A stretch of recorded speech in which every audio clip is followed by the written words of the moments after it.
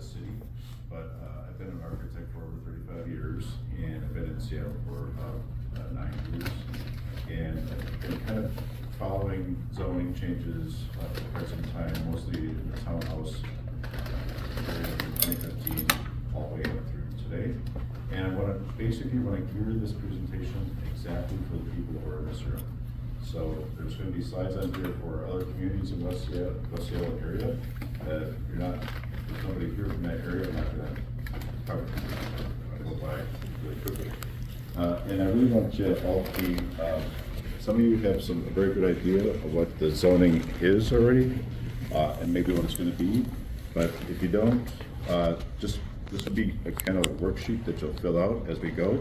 And the slide will say question number 1, and you look at question A, and then you'll be making answers. So first thing you want to do is, you don't have to share with me, but just kind of share your property address, because as we go through here, we're going to identify what zone you're currently in, what can be built in that zone currently, and then what zone you're going to be pegged to go into, and what will be able to be built into that zone. And everybody's going to change. Does anybody else need a pen? Yes. Yeah. And we have no positive or negative to the zoning. That's all for you to make up your own minds. And if you have questions, I know there was a presentation for this District 1 that took place, I think, November 7th or around that time. And if you missed that one, you still have an opportunity to comment in a public meeting, but for using the website that we'll go over at the end. All right, so the key three things we're going to cover is what is the comprehensive plan that was just released to get the additional 300, or to get a total of 330,000 residential units. This includes expanding some of West Seattle's existing urban centers and also creating a new neighborhood center. I think they created 5 new neighborhood centers, and Fairmount is one of them. David, that tree was up on an easel in this OPCD public meeting, and I pointed out to Councilmember Saka that the pavement is less than 3 feet on either side of that tree, and that particular species of tree, the saguaro cypress, is very susceptible to infection from root damage. And I asked him to remove that from their boards. I don't know if he ever did it.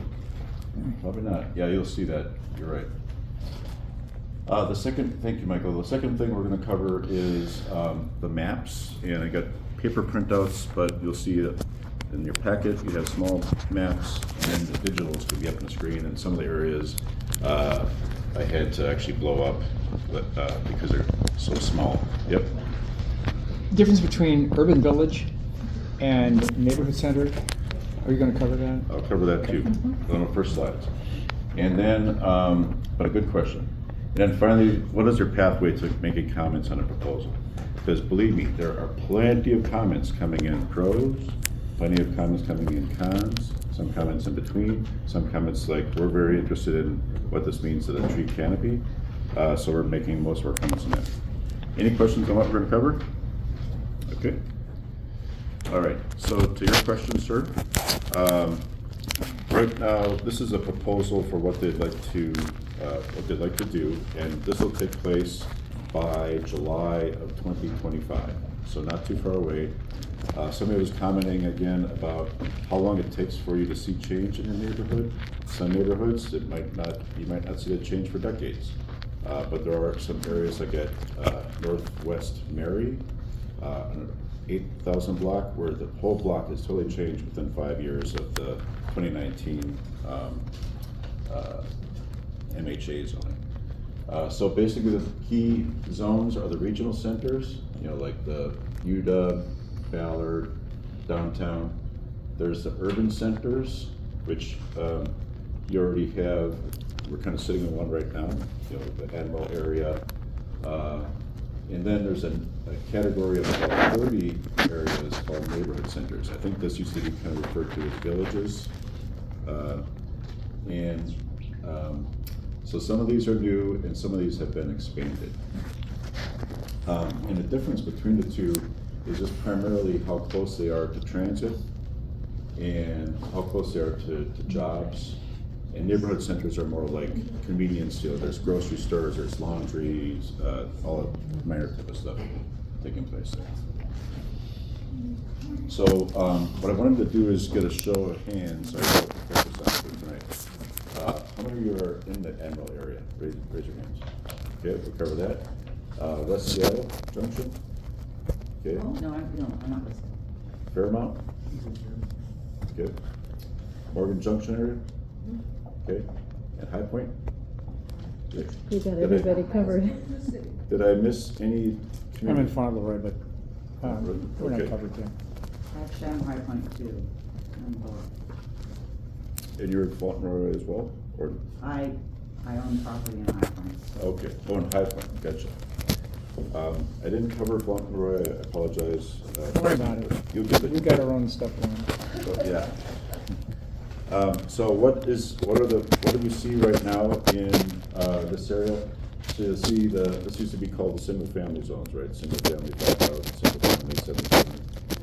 They changed it a couple of years ago intentionally, I think, to set up this whole changes that we see now. Neighborhood residential, neighborhood residential 3 is a 5,000 square foot lot, which I think you see the majority of those are in this area. I think there's a few closer to the waterfront of neighborhood residential 2, which is a 7,200 square foot minimum lot size. And then there's the larger 9,600, which I don't think we have in West Seattle area. We also have residential small lot in this area, but residential small lot is going away, and you'll see why in a bit. And all of these designations are going away because there no longer be a minimum lot size. Everything's just gonna be called neighborhood residential, and the lot size, if it was 5,000, you can split that up into 4 and get 4 lots. If it was this NR2, which is 7,200, I think you can split that up into 6. And if you have the granddaddy of 9,600, you'll be able to split that up into 8. So there's you can tell there's going to be a lot of slicing and dicing, and this has all been approved. This all came down from the state of Washington, your state of Washington. Middle housing. That's correct. Yeah, and there was a separate bill on lot splitting, but it was all kind of came through at the same time. Yes. 3 questions in this. Number 1, parking. In our neighborhood, 30th and Henderson, double lot. We tried to save giant cedar trees on that lot. The developer got to put in 6 units, cut down the trees, and get 10 parking spaces. But in the West Seattle Junction, where they're going to put up a multifamily, or actually mid-rise multifamily, they're building it with no parking spaces. So how does a neighborhood residential get 10 parking spaces for 6 units when a mid-rise multi with 10 or 12 units, no parking? There's a lot of specific answers, but in general, one is they can provide more parking than is required. So the one that had 10 probably needed just 6, one for each of the primary units. But again, I don't know the specifics about it. Then you'll see in the slide later on, we've had a long-standing frequent transit service area. And if your property is within the frequent transit service area, the parking requirements are reduced. And you'll see a map of that too as we go through. Just tagging on, in this area, where this developer got 6 units, he's 3 blocks away from 2 rapid ride routes, and yet he gets 10 parking spaces. So we're trying to figure out Yep. what the hell. There's no maximum, is what I'm assuming. Yeah, there's no maximum on parking, So- although that's a good comment to make. Yeah. Okay, the second question is, there's no relationship here to economics. So these are all market value, or market rate housing. Where's the affordable, where's the low income? Right. And the grand bargain of 8 years ago said developers can buy out for 30 cents on the dollar or less. $13 per square foot or so, so it's about 3% of the construction. Yeah, 3% of the construction cost, and then they don't have to build affordable or low income. So, are they changing that in the rules, or is that a separate issue? I think they're debating whether or not to include neighborhood residential in that fee collection. Right now, it's not. But 3% is nothing. They just write a check and away they go. That's right, yeah. So would you repeat what you just said? I don't Yeah, understand okay, what so, you're saying. And also, just to know that David's gonna present a lot of information, so Yeah. it might be good to hold really detailed questions till we've I can do it in had the 30 seconds. presentation, but go ahead and answer that. okay. Yeah. So, Mayor Murray made a deal with developers and the administration that for 3% of the cost of building, they can buy out of building affordable. So, part of the reason you see nothing but market rate housing is because the developers can buy out of it for 3% of their cost. Yep. Which is nothing when, It's and that nothing. makes Right. sense, cause Yeah, that's why they wanna probably take all our view houses, we've been paying on our view, and Yeah. then they're just, that's not gonna be. unless you low wanna buy the air income. rights for $100,000 from the developer who's gonna block them.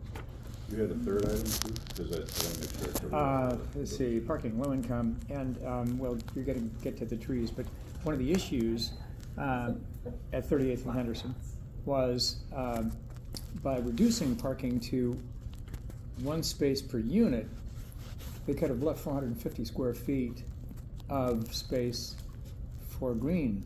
Yep. And the developer said, forget it. So, we are failing to actually create a monetary value for the green space. We're using land appraisal as our only criterion for how we value the land, and that has nothing to do with ecosystems or the actual health of the people who are living there. Excellent point. Yep. It's part of the fun. Yeah. Really long. The other groupings that you've probably seen already are the three, what I call townhouse low-rise residential zones. And you're gonna see more of these. So 3-story, 30 feet, 4-story, 40 feet, and 5-story, 50 feet units. Now, do those have, commercial at the bottom level? They do not, but what does have commercial at the bottom level is the neighborhood commercial at that far right side there, and you have some of that too along Lake California and some of the busier streets. Not so, you won't, good or bad, I'm not saying which one, you won't see many of that in this rezoning, like we have in some areas. You'll see much more of this.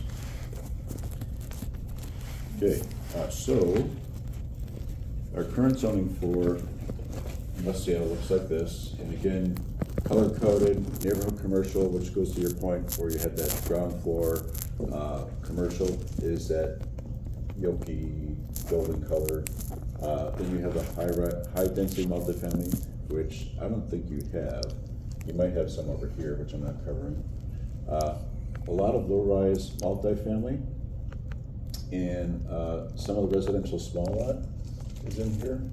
A lot of neighborhood residential, this letter color, is primarily in your area. So if this map is too small, you don't need to answer this question by the way, but the first thing I'm gonna do here is after you put your address in, under Part A, mark if you are neighborhood residential, which is the majority of the area, or if you think your property is in a RSL. If you can't see it, we'll have a blow-up map shortly. Does that make any sense? And there are some maps in here that Right. help as well. So this red arrow Thank you. basically was, let's say I'm an audience member, I live right there, where that red arrow is pointing, and I would know that I'm a neighborhood residential, so I would mark there. Good. Now, so the zoning types, you kind of talked about this. This is question number B, or the second question. Mark on here, if you mark neighborhood residential, then just mark on there, you're in an NR3 or NR2, which means that right now you're, the last four years, I think, you've been able to get one primary house and 2 accessory dwelling units on your lot, right?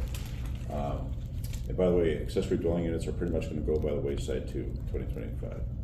You don't need to, because you can build a larger house on a 1,250 square foot lot. RSL, again, that's, you know, we have a primary dwelling or multiple primary dwellings. It's more like the city of Seattle is becoming more like a RSL for the neighborhood residential zones. And that's why they dropped the title, because it's duplicative. Why have RSL when neighborhood residential is now essentially gonna be primary residential small lot? Yep. So have coverage limits gone away as well, which seems like it would be important when we're talking about trees? They've changed. He's- And he'll I'll get to cover that. those in Yeah. when I Okay, good. cover each of those two. So, everybody have a question in terms of what to mark on question E for your particular property? So, hey, Yeah, David, Janet? so you just mentioned about the, people won't be doing accessory dwelling anymore because they can just build a bigger house. But that's assuming that, you know, that homeowner wants to do that. I Mhm. mean, but, you know, I would think still there'd be quite a few people that would just want a little bit of their backyard left and Right. the, you know, Yep. I mean, I'm Oh, yeah. not sure it's gonna be a big rush to Yeah. do that. It's I don't not, know. What do it's you not like, the city's gonna say, no, you can't do that. You can't do a 1,000 square foot house. But they're just not gonna permit it as an ADU. They're just, you can build a 500 Oh, they're square. not even gonna permit them? No, they'll permit it, but just as a regular house, not as an ADU. They're not gonna say, oh, you're 1,100 square feet, that's on 100 square feet over. They're just gonna let you do whatever you want. 500 square feet, 700 square feet, 1,000 square Oh, feet, I see. Well, you can just build 4 units on your property. right, Right, I got that, but I'm just thinking, some people might not wanna do that. exactly. Yeah. In the Yeah, back, so for example, for LR2, the multifamily 40-foot height, 4 stories, does that mean there's 4 units, or No. could be 8 units, or 10 units? exactly, Or does it yep. Could be. Yep, it's just the, and typically what you see, again, cause I live in one, my wife and I live in that one too, where you basically enter, you know, there's a unit, here might be a unit, you know, it's one owner enters, and we'll see some examples of flats later. This might be a flat where they might be entering and there's a unit, but the floor number has nothing to do with the number of units. So, And still no parking. Provided it's in a frequent transit service area, parking would be reduced. Otherwise, parking is required. so in the single family or neighborhood residential, you cannot attach the units or stack them? Oh, yeah, you could. Oh, you can? And there's That's, actually a bonus for stacking. So if you want to stack your unit now, you get additional floor. that's what okay, And I'll show you an example of that too.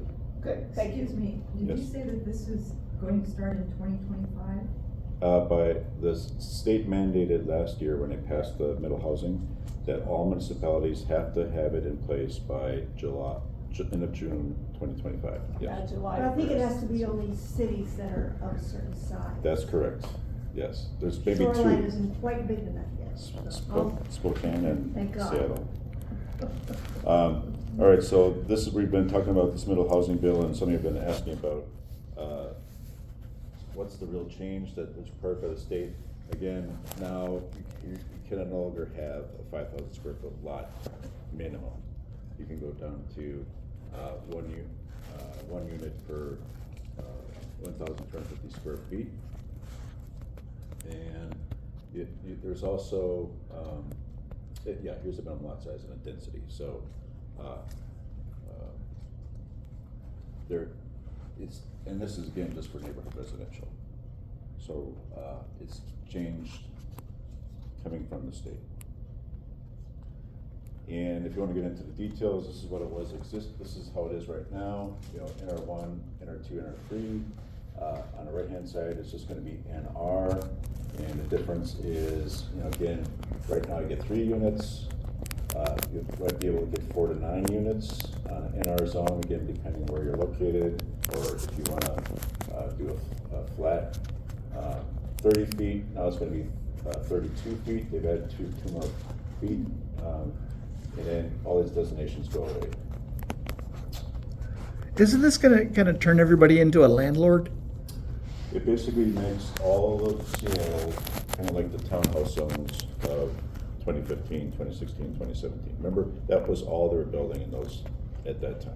I think, though, his question is, related to the ownership of the units.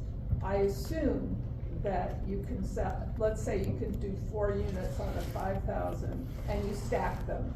Mhm. And it could become a condo, Right. or if you divide it up, it could be a condo, or a Yeah, owner occupied unit. yeah. So But- it's not a landlord situation. But it's so everybody's gonna become a speculator. But not really, Okay. like, Mhm. this would be sold, like, basically you would, have your lot, or unit lot, and you own it. There may or may not even be a HOA fee. That's how townhouses are today. Yeah. Or you may have some cases like you're talking about where, let's say it's stacked flats, then you cannot own a piece of land, but you can own with a condominium association, a unit within that building. And they'll all be sold at market rate, most likely, because there's there is a provision, that if you want to get 2 more units in addition to your 4, if you provide, low, more affordable housing, you can provide 2 more. But that more affordable, I think, is only 80% of the area median income, so it's still somebody with a close to 6-figure income. Some of these changes are not related to House Bill, well, they're related, but they're not required by House Exactly. Bill 1110. Yep. How does one know which ones are just city generated, which ones are required? The only ones are House Bill related, is basically what you're seeing with those light yellow areas. All these other changes for low-rise and the neighborhood commercial, those are all city generated, not mandated by the state. And so, if you want to, this is from the city, you can make these up. And they did boards up on these as well. This is what the majority of the city will now be looking like. Unlike, yeah, so it basically looked like townhouses. Again, here's 4 units. I can sell 1, 2, 3, 4 individually, or I can sell 1, 2, 3, 4 individually. Again, 1, 2, 3, 4. And they all share with the covenant, the parking and drive access. And here again is another example of 4 units. And then we talked about the incentive for stacked flats, and that's where you can get up to 9 units in a neighborhood residential area. All right, so now let's go one step further. We covered kind of the level of 4 units per lot, that 1,250. The state also mandated if you're within a frequent transit service area, which Seattle has a map of already prepared in December of 2023, I think in response to the state bill, then you can add 2 more units. It doesn't have to be affordable. If you want to add 2 more units in this white area, then they have to be, the 2 of them have to be affordable. But to go 6, if you're any of these darker areas, and there's actually an online map, you can go right to City of Seattle online map. You can go to your property and see, turn on a layer for frequent transit service area, and you'll see if you're within that. Is it distance or time? It's distance. Oh, it's Because walking distance. topography can- Yep, so I've seen 2 versions of these maps. One version takes where the station is and does a physical half a mile or quarter mile. Quarter mile. That's incorrect. You have to do, what the right map is just, and that's why you have these weird white pockets in between, like this one right here, say for example. It's the walking distance from the station to that property is the quarter mile. What Not as about, the what first about one. just buses? But it stops. There's no place in Seattle that doesn't have buses a block or 2 away, so that's It's frequent includes transit, buses, so it's but it's like, ridiculous. a certain time period on weekdays and weekends, it's all described, and it has to be at 15-minute intervals, you have to have a bus. So the definition of what's frequent, and then there's the other category, which you're talking about, perhaps is like Shoreline is seeing, is the rapid transit train. That, then you move up from a quarter mile from the station to a half a mile, where this applies. So we don't have a lot of, and that's probably why you're seeing southeast Seattle, where the rapid transit stops are, is there's a lot more black colored properties in those areas. Question? Well, there are two humorous things here that the city doesn't. The first one is, how many transfers does it take to get from point A to point B, or C or D? For example, if the light rail gets built to the junction, that would mean 2 to 3 transfers to get from West Seattle to downtown. Now you can get on an H or C or 21 with no transfers and go straight from West Seattle to downtown. So that's an issue, because now you're adding 30% of your commute time. Second, these white spaces are known as transit deserts, and they're not, as Dan pointed out, they're not necessarily accessible. They might be walkable within a certain space, but accessibility is not. I mean, it says access to frequent transit, but it doesn't mean access to frequent transit. So we're missing the two key elements in transit. And the third, from our example at 38th and Holden, there's no relationship between the amount of parking and the access to transit. And the PSRC, Puget Sound Regional Council, which covers Kitsap and our other 4 counties, 2050 estimates that of all trips in the 4-county area, only 3% will be carried by light rail, and only 5% will be carried by buses. So 92% of the people in the 4-county area will be taking personal or shared That's correct. vehicles. Optimistically, they're saying that buses and light rail will carry 15% of Seattle trips, which means 85% of Seattle area residents will still use That's right. personal shared vehicles. So this is kind of a useless map for us. Yeah, and we're from Chicago, and Chicago also has a developed transit system with a lot of trains.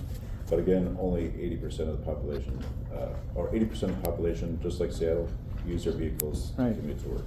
So I wouldn't expect it to change here either. Yeah. But again, these It are, depends also on commute, whether it's peak hour or not, but anyway, at least it's. I have a question.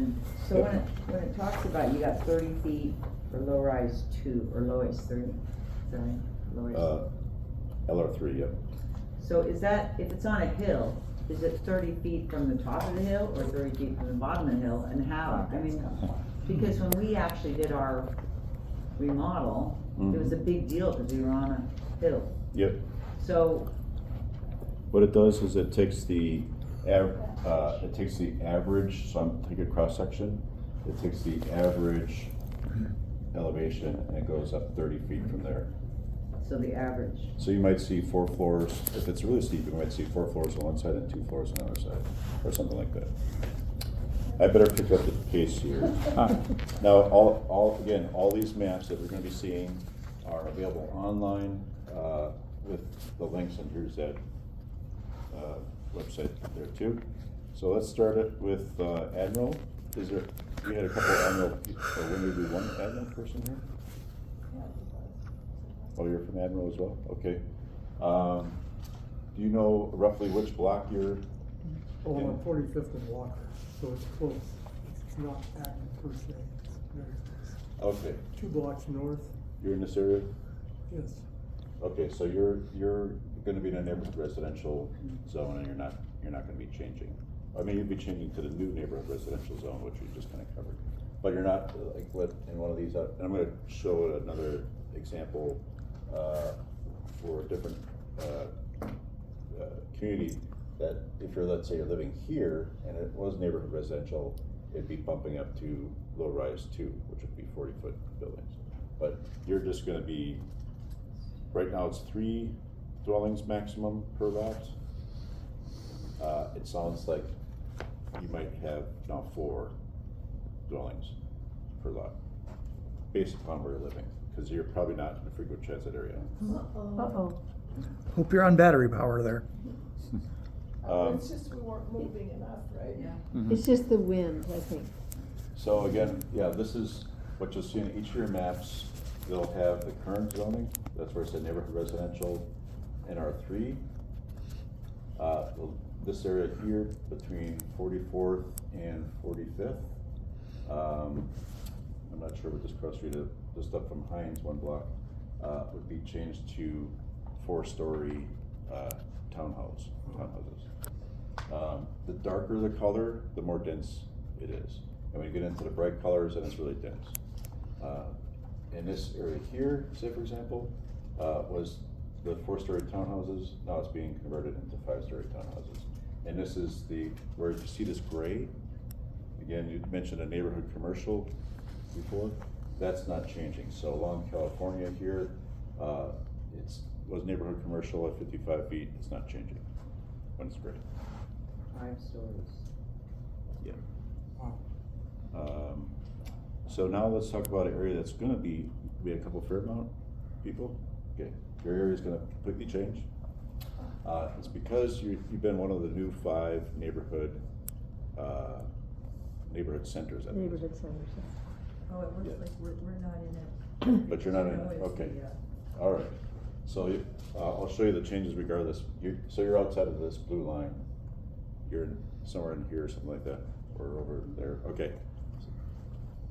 So the map for this, you'll see Dawson, Southwest Dawson, kind of on the north side, connecting up to the West Seattle area. Down here you have the Morgan Junction area. And then this whole area, which was, all this area, except for this California block, again, which was neighborhood commercial 4 stories, will now become neighborhood commercial 6 to 7 stories, 65. And then flanking that for a block and a half, you'll have the single family neighborhood residential becoming 5-story low-rise residential. That's the LR3. And here you get the 5-story here, and then you have 4-story LR2 in that block, 1 block over. Is that kind of? So LR3 is 5-story. That's right.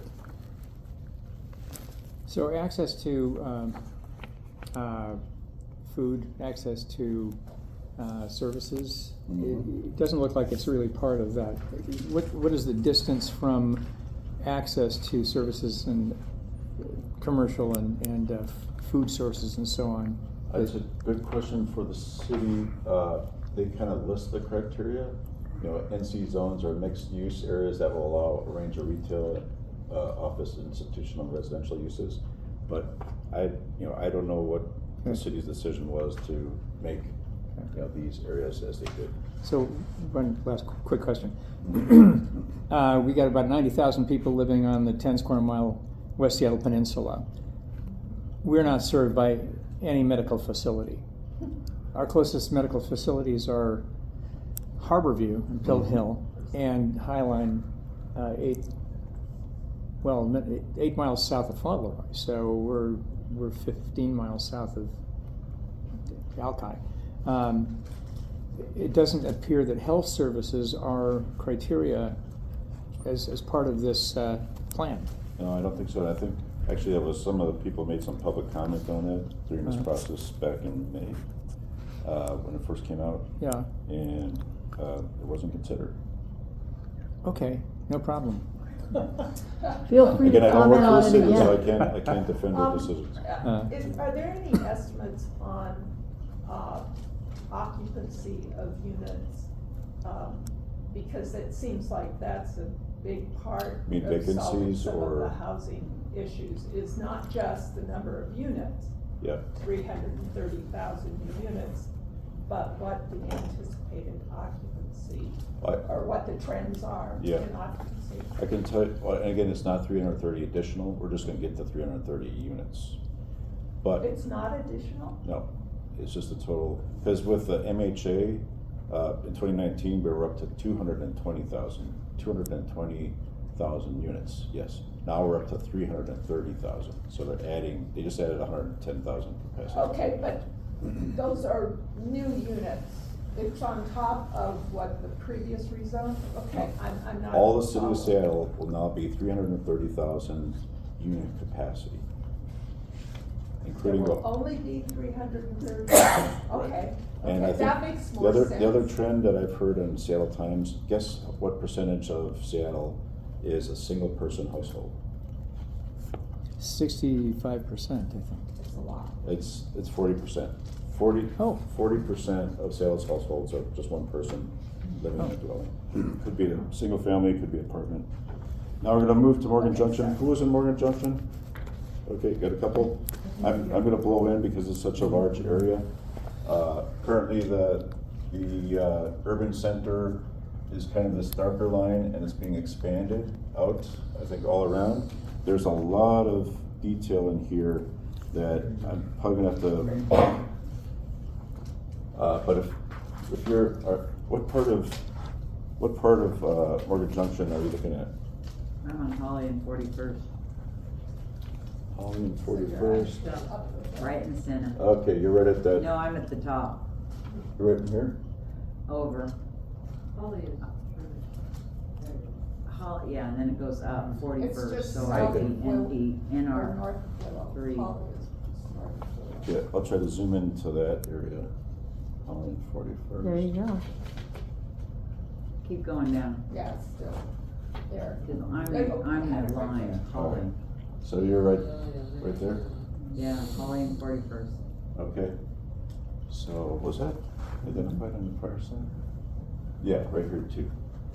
Yeah. So yeah, currently it was your single family or neighborhood residential, and that's gonna be converted to 4-story, townhouse zones. And then there's a small area where they went to from neighborhood residential to, 3-story townhouse zones. And this will help you answer questions 3 and 4. Did I cover everybody else in this large area of Morgan Junction? We're still We, having trouble. I think we found we are on 39th and Raymond. And how far north is Raymond? It's just, a Those little bit. things. There, it's right next to Graham. Okay. And 39th, so you're still in regular. Over on the So, right yeah. side there, 39. David. Right side? Oh, you're on that. 38th is right there. Yeah, Okay. and it's, just north of Graham. All right, so you might be, Looks like they're gonna be It looks neighborhood like we're on residential. the proposed, LR2 line, that dashes, the blue line with dashes. you're on the west side of the street? I think. You're further to the. What's, There. yeah, what block is that that's brown? So this Darker is brown? 40, this is 39, Yeah, that's 39. and it's the west side of We're 39. on the east side. East side of 39 would So stay we're neighborhood on- residential. Has Has anyone brought up, I went to the thing here, September, August last year when they were doing the draft 1. And they did not talk about expanding the urban area, there was nothing in their information about that. And so I went away feeling comfortable that I knew what was gonna happen. And then they massively increased the area where I live in Morgan Junction, and that information was not presented, it wasn't even fuzzy. But that's because the state passed the law, zoning, the code. No, it isn't, what Yeah. they're doing in my neighborhood has nothing to do with House Bill 1110, it's way Right. beyond that. In the past, like in 2017, 2018, it used to have very informative things where they had a PowerPoint presentation or a slide and basically would walk through it. Since they don't do that anymore, now you have to kind of walk around in an open forum, Right. know which questions to ask. That's why we're here today, just to provide information. Yeah, no, I know it's not Yeah. your decision, Right. but it's interesting. And I feel lied to, because I asked specifically, what about this Mhm. area? Oh, you're outside, that, so it's not gonna change. Right. That's what makes me mad. We had a High Point person. Well, yeah, but Yep. I'm actually just beyond The blue your line. maps. Okay, good. Could you repeat one thing and then Yeah. answer a second thing? Yes, 330,000 unit, Except for. what? Households, 330,000 households. They could be studios, one bedrooms. I don't know the mix exactly. In what area? All over the city. And That's but that's not the population of the city. The city's like, No. 770. yeah, so that's less than half. So that's averaging what? One for every two. Okay. 2 people. And then, is there any criteria for concurrent infrastructure development? So for example, we We had that build. question come up, and again, I can't answer that, but it's a Okay. good question. Remember that zoning is just zoning, it doesn't Yeah. necessarily mean that's exactly what's gonna happen. You're right, why connect anything to anything? Right, right. Yeah. Okay. But you gotta ask those questions, because we've had Yeah. example in my neck of the woods where they've upzoned an area, Yeah, and then they realized that they didn't have the infrastructure for it, so it was gonna cost more. So then they wanted to upzone it more to pay for the infrastructure. let's take a So, bad but on idea Bell Ridge, and like make it this- worse. So the High Point, this Right. area, is a lot of changes here too. The center street here on 35th, just goes up additional floor from neighborhood commercial, 55 to 65. But flanking that, which is right now all neighborhood residential, is gonna be, a row of the 5-story, townhouse type dwellings, and then row of the 4-story townhouse dwellings, here. So, if you're in this, it sounds like you're outside of this area, you're probably not impacted. So this will allow you to answer this next question, questions D and E, what your area was, and it sounds like most of you are currently in neighborhood residential and you'll stay in neighborhood residential, but even then, the name is the same, what's being built would be different. And you notice I took off the, RSL zone, dropped away, no longer will need a RSL zone. How come the sample buildings are so much more attractive than the actual building? Well, I put a few Thank you. examples of, but it's true, it's true. Actually, one of these slides I have, Well, if you've been to this is what South they Park, could look like. Right. if you want a real shock, Michael and I have visited South Park and Janet as well. That's what it's probably gonna really look like. And I don't have some examples, but basically they fit, because there's more money in a detached house. They'll stack 6 soldiers, none of them are touching, but they all have maybe a 8-foot separation between them. That's probably what you'll see much more than something that looks like it's clustered and, See, the pictures are kind of deceptive because it shows a bunch of trees that are still Yes. there. Actually, That's just a big lie. Now, make sure you have time to get to the trees. Right, let's get to the trees. Yes, there All we right, so go. here we are, trees. Current requirements for trees, and this is where you're gonna see huge changes, and that's why we're bringing this to everybody's attention. As you might know right now, if you have a neighborhood residential lot, the number of trees that are required to be retained or planted during a new development is basically a function of the lot size. And I'll cover that. Basically, you need to have a 2 inches for every 1,000 square foot of lot area. So if you have a 5,000 square foot lot, 2 inches of tree caliper is 10 inches. You can get that by saving a 10-inch tree, or you can get that by planting 3.5-inch trees. So that's the requirement right now. And there's been some cases in new construction where I've gone back and there's no trees planted, so there's some enforcement issues too. Then, as of 2023, there was a massive code change during the ordinance. In low-rise zones, basically, a tree can be removed if it encroaches more than 15% of the lot area, and that happens a lot. So essentially, there's not a lot of tree protection, for that. We're gonna cover planting requirements at 2 also reduced. But this is current as of 2023. Also in 2023, they said if you're in those bright colored neighborhood residential zones, forget it. 100% tree, The neighborhood commercial, right? neighborhood commercial. And that's current as of 2023. There was something about street trees, is there anything? Oh, okay. thought it said There's a new street trees, requirement that sorry. you have to plant street trees, but quite frankly, most of the permits I've seen have always put street trees in anyway. Yep. Are there any, I've read about heritage trees, are there any trees that are completely protected? Don't even worry about it. 330 heritage trees in Seattle. It's a drop in the bucket. And they don't administrate it anymore, so 330, there's 330 Right. heritage trees in Seattle, and if you tried to apply for it now, you might never get a response because nobody's monitoring the system.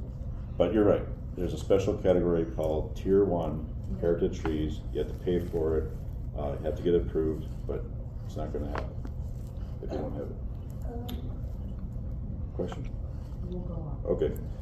So, this is the board that we've seen at the city, where they basically say that new planting requirements. So in past, again, you had to have the 2 inches of tree caliper for every 1,000 square foot of lot, right? The new requirement, you have 2 inches of tree for every 1,000 square foot of lot, so Which is 5,000 not square very foot much. lots. Let's just point that out. It's not a lot. That's not very much. Like 2 inches? That's two saplings. Yeah. 2 inches for every 1,000 square foot. So if you have a 5,000 square foot lot, times that by 2, you have to have 10 inches of tree total. So that can be, 5 2-inch trees? Yes. Or 1 10-inch tree? Right. Is how I was hearing. Yes, Okay. yeah. And as Michael brought up earlier, again, what we're seeing now is there's no requirement for tree planting. So you could plant 5 10-inch trees in a 2-foot by 20-foot area. That would never amount to much, but that's what it is. Portland has a better example. We'll try to get to that if we have time. Oh, wow. The new requirement is basically they use a point system, and it basically reduces the tree planting requirements by about a third. So remember I was giving this example about a 10-inch for total. Now it's down to 6.5 inches, or about 6 inches for a 5,000 square foot lot. And that's a concern, because you can have new development, but we still gotta get our canopy for the natural habitats and for all the benefits for shading. And that's why we're reaching out to folks, because they're reducing this requirement for tree, that's reduction in the tree provisions. There's also a reduction in the setbacks. So right now, neighborhood residential, you have a 20-foot setback and in the front, and a 25% of the lot depth setback in the back. Now it's gonna be like current residential small lot, 10-foot setback in the front. This is actually from South Park. Here's the existing house with 5 additional units. This is RSL, and this is what's gonna be possible if you're within neighborhood residential within a frequent transit area, 6 units. Now the front and rear setbacks have been reduced. The side yards stay at 5 feet. So basically, as we kind of see what's happening in real life, everything becomes paved. And if you're a street tree, you got less area, because let's say here's a nice generous green space between the curb and the sidewalk. A lot of Seattle doesn't have that. I'm not sure. Maybe you have 3 feet, maybe 5 feet, maybe there's color lines overhead. Maybe with this unit, each of these have to have a separate sewer system that connects to the street. So even the space, everybody says, yes, let's plant more street trees. The space to provide more street trees is not gonna be there to get substantial street trees. And you really can't plant a small tree at the street, because if you do, those branches are gonna be in the way. Could you move to, because I want to take this photo for the Yeah. West Seattle blog, so if you could move right next to the. Oh, okay. Yeah, good. Thank you so much. Okay. There's a tree. Nice, Dave. Nice, Dave. All right, and then we're wrapping up, so, you know the timeline, we talked about it, has to be adopted by June of this coming year. You basically wanna get your comments in before December 20th. 20th, yeah. And you wanna leave some, so if you hadn't made this November 6th meeting, I think you wanna try to get in touch with your city council member at the very least. There's some other meetings that we're having. Columbia City, November 30th, then we're gonna follow Beacon Hill. We have the same sign-up thing. We'll be going over those communities that, we also have a call-in, that I didn't add here, that's on this. It's on the flyer. Okay, it's on the flyer. It's on the flyer. And again, public comment stops on December 20th. You definitely should get your comments in, and I can come back to this if you like, but questions? Do you have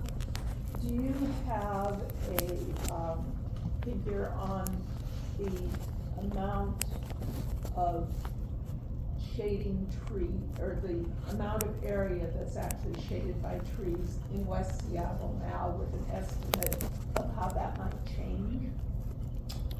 I can share this with you. That information is available on a 2021 tree canopy assessment, available online. Tree canopy assessment.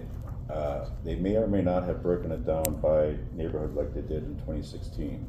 But I'm guessing that this area is somewhere between 28 to 30% tree canopy. Now, in terms of what it will be, I can tell you that I've done some mathematical stuff. It's very simple stuff, right? If you take because 57% of Seattle's tree canopy is within private land on neighborhood residential. So let's say you mathematically take that and say 50 years from now there won't be any trees, or there'll be smaller little trees. That cuts our current 28% citywide down to just 12% tree canopy. And let's say there's a lot of pushes for adding more street trees. I mean, maybe sometime you can. So let's say you just double the amount of current street trees. That would bring us up citywide to 18%.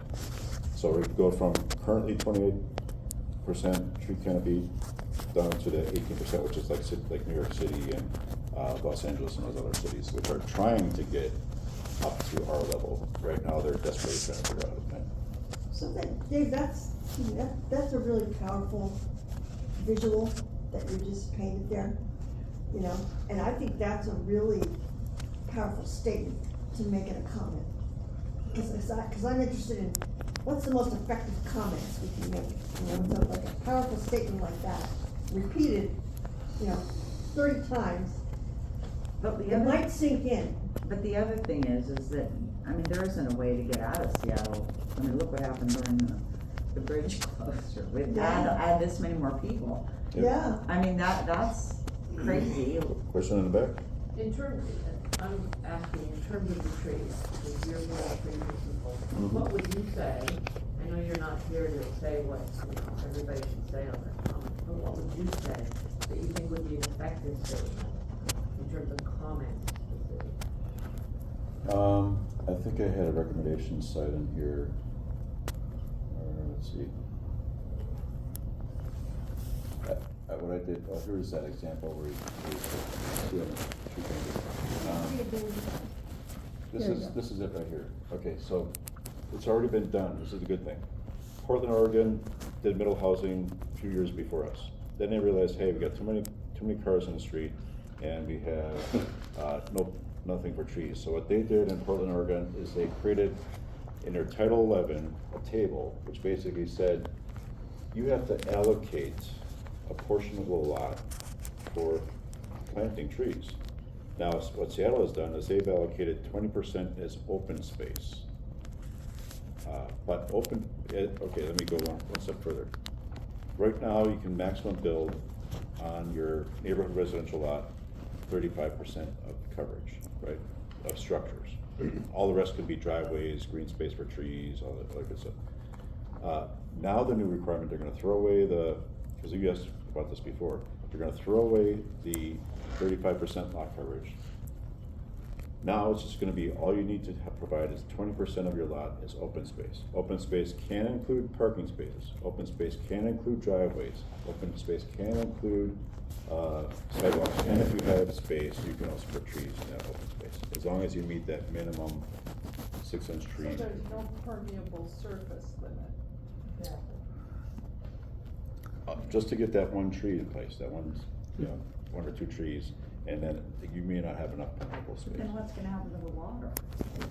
So your recommendation would be to make some comment about the Portland issue? Yeah. With, they decided that, hey, we need. Anything with four homes or less, at least provide 40% lot area, which is totally reasonable.